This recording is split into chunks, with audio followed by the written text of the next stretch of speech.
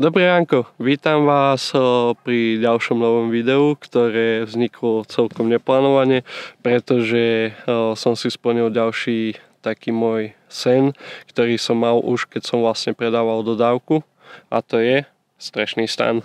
Mám z toho úplne nesmiernu radosť, pretože to bola tá prvá vec vlastne, ktorú som chcel už keď som predával dodávku.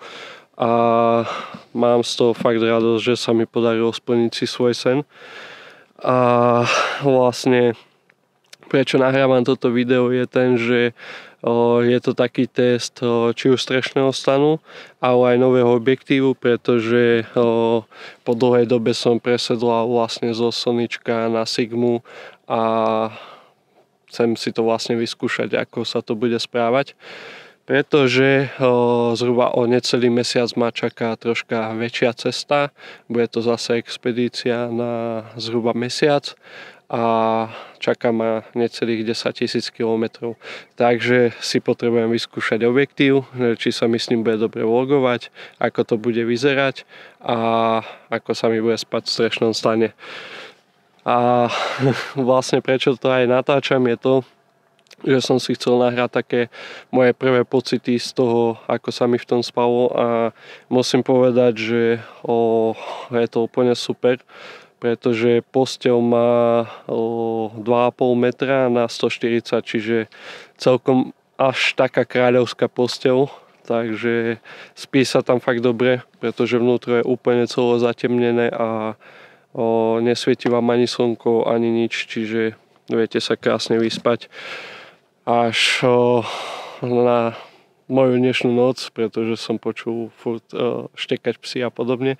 Takže až tak dobre som sa nevyspal, ale aj napriek tomu všetkému sa mi fakt dobre ležalo a užil som si to. Takže je to super a mám z toho hlavne radosť, čo je asi to najdôležitejšie. Popravde ani neviem, čo mám kecať, pretože som práve teraz stal a ešte mi to tak nemyslí, ale chcem vám to tu aspoň ukázať.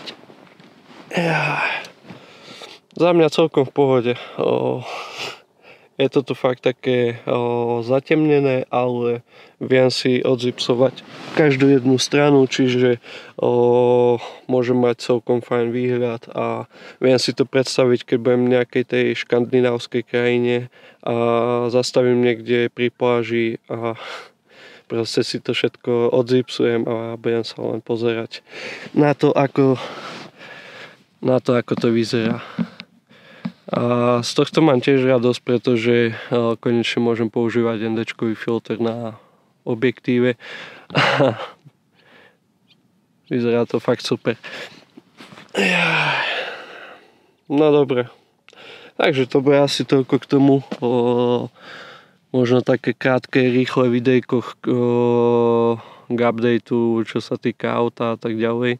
Samozrejme od posledného videa, ktoré som robil o aute, toho pribudlo znova o mnoho viac, ale toto je asi taká zásadná vec, ktorú som si chcel natočiť.